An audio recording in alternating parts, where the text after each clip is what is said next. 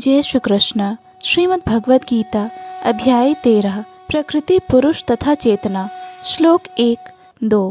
अर्जुन उवाच प्रकृतिं पुरुषं चैव क्षेत्रं क्षेत्रज्ञमेव च एतद्वेदितुमिच्छामि ज्ञानं ज्ञेयं च केशव। श्री भगवान उवाच इदं शरीरं कौन्तेय क्षेत्रमित्यभिधीयते एतद्यो वेत्ति तं प्राहुः क्षेत्रज्ञ इति तद्विदः।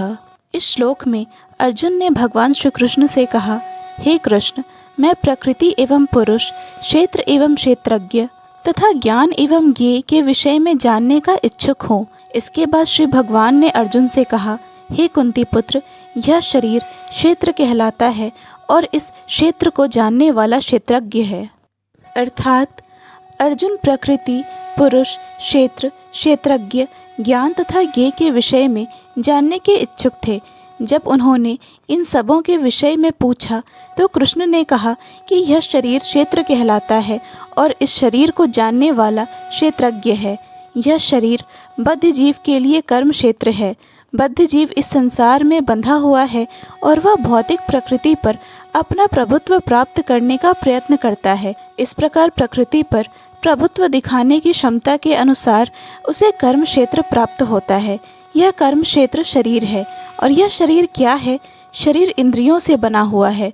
बद्ध जीव इंद्रिय तृप्ति चाहता है और इंद्रिय तृप्ति को भोगने की क्षमता के अनुसार ही उसे शरीर या कर्म क्षेत्र प्रदान किया जाता है। इसीलिए बद्ध जीव के लिए यह शरीर क्षेत्र अथवा कर्म क्षेत्र कहलाता है। अब जो व्यक्ति अपने आप को शरीर मानता है वह क्षेत्रज्ञ कहलाता है। क्षेत्र तथा क्षेत्रज्ञ अथवा शरीर और शरीर के ज्ञाता का अंतर समझ पाना कठिन नहीं है। कोई भी व्यक्ति यह सोच सकता है कि बाल्यकाल से वृद्धावस्था तक उसमें अनेक परिवर्तन होते रहते हैं, फिर भी वह व्यक्ति वही रहता है।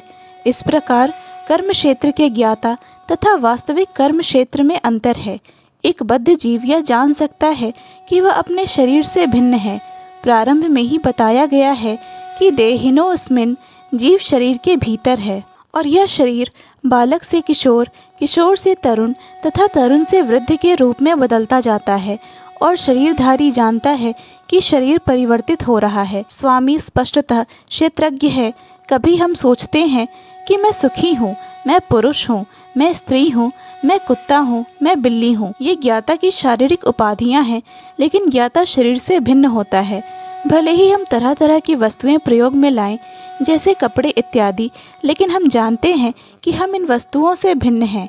इसी प्रकार थोड़ा विचार करने पर हम यह भी जानते हैं कि हम शरीर से भिन्न हैं।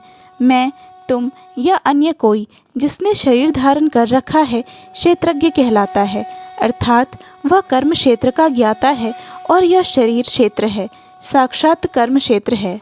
भगवद गीता के प्रथम 6 अध्यायों में शरीर के ज्ञाता अर्थात जीव तथा जिस स्थिति में वह भगवान को समझ सकता है उसका वर्णन हुआ है।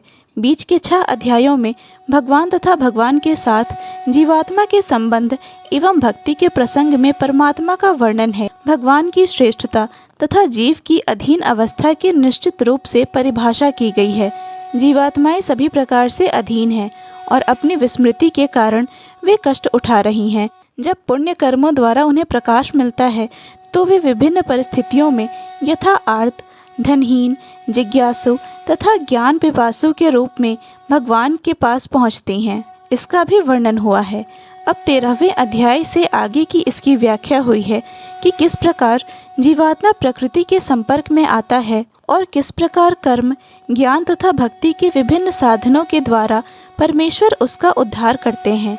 यद्यपि जीवात्मा भौतिक शरीर से सर्वथा भिन्न है, लेकिन वह किस तरह उसे संबद्ध हो जाता है इसकी भी व्याख्या की गई है।